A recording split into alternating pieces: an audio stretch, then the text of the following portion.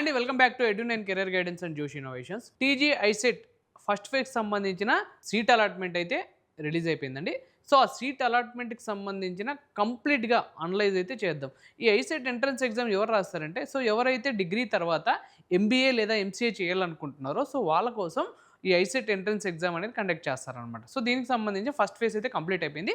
దీని పూర్తి డీటెయిల్స్ అయితే ఈ వీడియోలో చూద్దాం. సో ఈ వీడియోని చూస్తూ ఇంకా మా ఛానల్ని సబ్స్క్రైబ్ చేసుకోకపోతే సబ్స్క్రైబ్ చేసుకోండి. లేదా పక్కన ఉన్న బెల్ ఐకాన్ కనుక మీరు ప్రెస్ చేసినట్టయితే మాకు సంబంధించిన ప్రతి ఒక్క అప్డేట్ మీ వరకు అయితే వస్తుంది. సో ఫస్ట్ ఫేజ్ సంబంధించిన సీట్ అలాట్మెంట్ అయితే రిలీజ్ అయినాయి కదండి.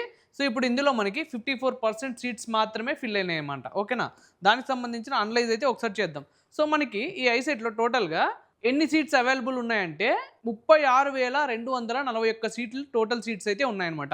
ఇందులో మనకి ఎన్ని ఫిల్ అయినాయి, 19,526 సీట్లు మాత్రం మనకి అలకేట్ చేశారనమాట. ఇంకా వేకెంట్ ఎన్ని ఉన్నాయి, మనకి 16,715 సీట్స్ అయితే ఇంకా వేకెంట్ ఉన్నాయన్నమాట. సో ఇప్పుడు ఎంబీఏ వర్సెస్ ఎంసీఏ చూద్దాం. అంటే ఎంబీఏలో ఎన్ని కాలేజెస్ ఉన్నాయి, ఆ కాలేజెస్లో ఎన్ని సీట్స్ అలాట్ చేశారు, సిఏలో ఎన్ని కాలేజెస్ ఉన్నాయి, ఎన్ని సీట్స్ అలాట్ చేశారు అనేది ఒకసారి కంపారిజన్ చూద్దాం. సో ఫస్ట్ మనం ఎంబీఏ తీసుకున్నట్టయితే ఇందులో మనకి ఎన్ని ఉన్నాయండి, 309 కాలేజెస్ అయితే ఉన్నాయన్నమాట. ఈ 309 కాలేజ్లో మనకి ఎన్ని సీట్స్ ఉన్నాయి, టోటల్ 29,457 సీట్స్ అయితే ఉన్నాయన్నమాట. అందులో మనకి ఎన్ని అలకేట్ చేశారు, 16,896 సీట్స్ మాత్రం మనకి అలకేట్ చేశారు, అంటే ఫిల్ అయిపోయినాయి అనమాట. ఓకేనా, ఇప్పుడు మనం ఎంసీఏ తీసుకున్నట్టయితే టోటల్ ఎన్ని కాలేజెస్ ఉన్నాయండి, 92 కాలేజెస్ అయితే ఉన్నాయి. అందులో మనకి ఎన్ని సీట్స్ ఉన్నాయి, 6,784 సీట్స్ అయితే ఉన్నాయన్నమాట. అందులో మనకి ఎన్ని ఫిల్ అయినాయి, 2,630 సీట్లు అయితే ఫిల్ అయిపోయినాయి అనమాట. ఓకేనా, అంటే చూడండి ఒకసారి ఎంత పర్సెంట్ అండి,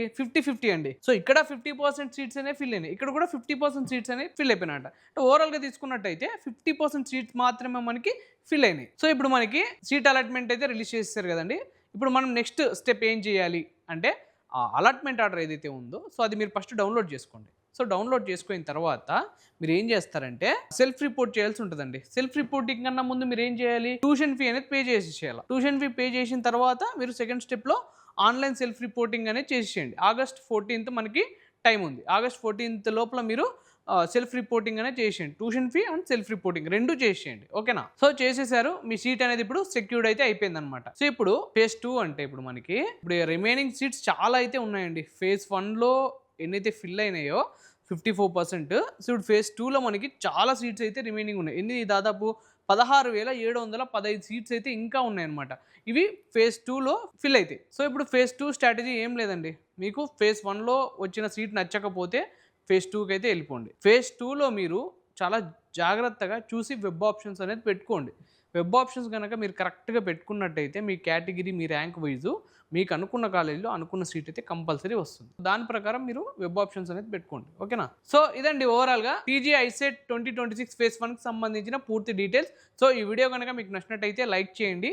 and me friends and families ఎవరైనా టీజీ ఐసెట్ రిజల్ట్స్ కోసం వెయిట్ చేస్తున్నారో వాళ్ళందరికీ ఈ వీడియో అనేది షేర్ చేయండి. తప్పకుండా మా ఛానల్ని అయితే సబ్స్క్రైబ్ చేసుకోండి. Thank you.